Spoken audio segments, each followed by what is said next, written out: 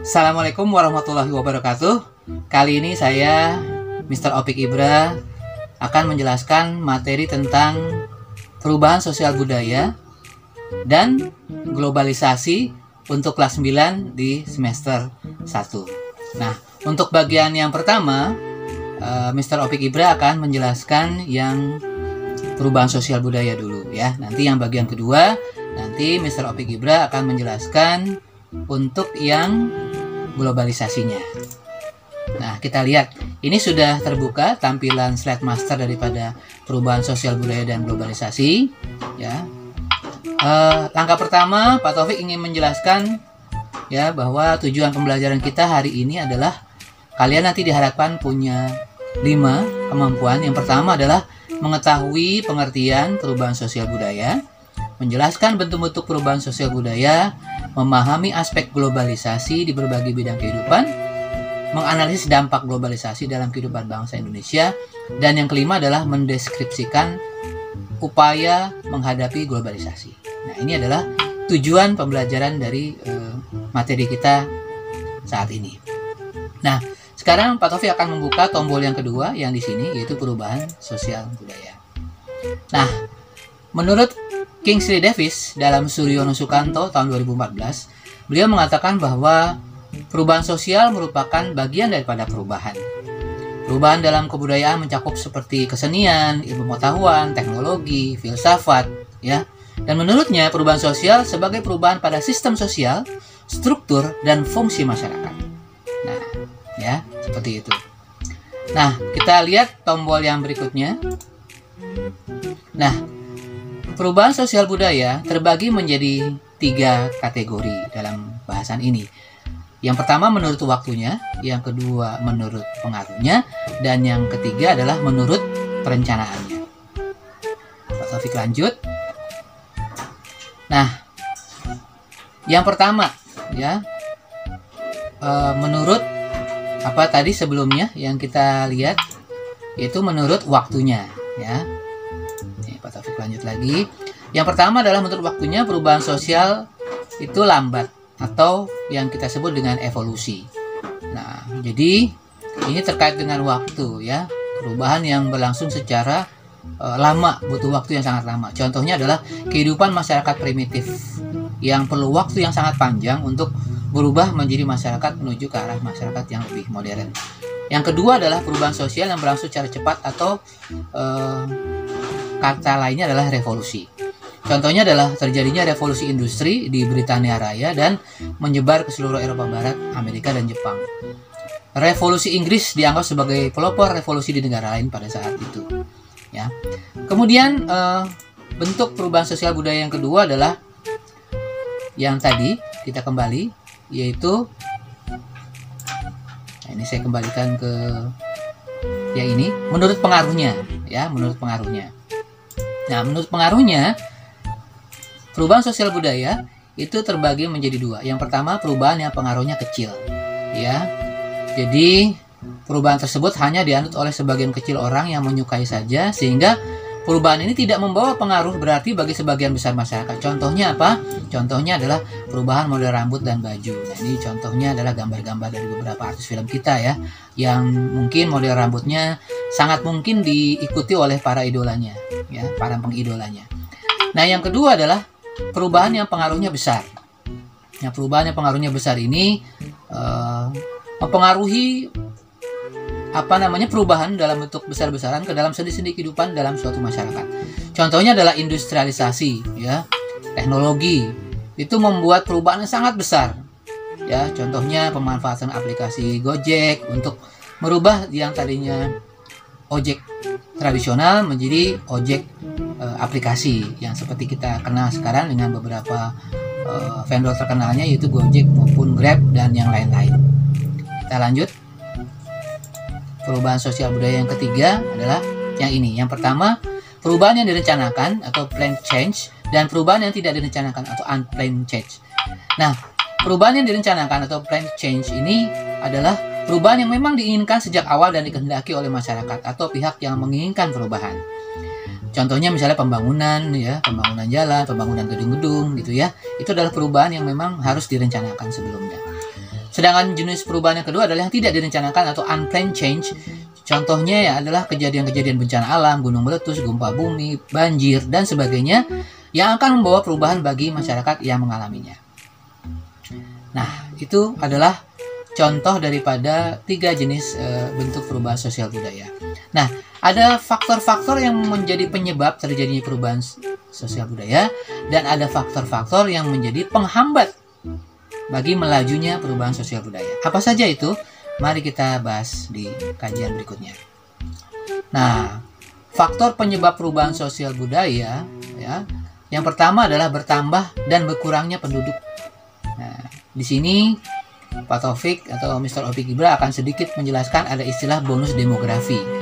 Bonus demografi adalah bonus yang dinikmati oleh suatu negara sebagai akibat dari besarnya proporsi penduduk produktif di rentang usia 15 sampai dengan 64 tahun dalam evolusi kependudukan yang dialaminya. Nah, pengelolaan bonus ini atau bonus demografi ini dapat dilakukan dengan cara pemerintah menata kebutuhan sarana maupun prasarana kehidupan masyarakat, berbangsa dan bernegara, dan disesuaikan dengan kebutuhan penduduknya. Kemudian, faktor penyebab perubahan sosial budaya selain bertambahnya jumlah penduduk atau berkurang jumlah penduduk, juga adanya penemuan-penemuan baru. Ini jelas sangat mempengaruhi bentuk-bentuk kehidupan masyarakat kita di era sekarang ini ya. Penemuan-penemuan baru, teknologi dan sebagainya. Konflik, ya, konflik antar suku, antar masyarakat, antar golongan tertentu itu juga mempengaruhi terjadinya perubahan sosial budaya. Kemudian faktor yang keempat adalah terjadinya pemberontakan atau revolusi ya di sebuah negara. Kemudian yang kelima adalah perubahan lingkungan alam. Nah, perubahan lingkungan alam ini bisa saja terjadi karena gejala alam, karena faktor alam dan juga karena faktor manusia ya. Dan yang keenam adalah faktor peperangan, ketidakamanan di sebuah negara. Dan yang ketujuh adalah pengaruh kebudayaan dari masyarakat lain yang sangat mungkin dengan kemajuan teknologi sekarang, dengan kemajuan internet lewat YouTube, lewat blog, atau lewat situs-situs lainnya yang mudah diakses lewat smartphone, itu bisa memberikan pengaruh kepada masyarakat yang melihatnya. Kita lanjut setelah tadi faktor penyebab.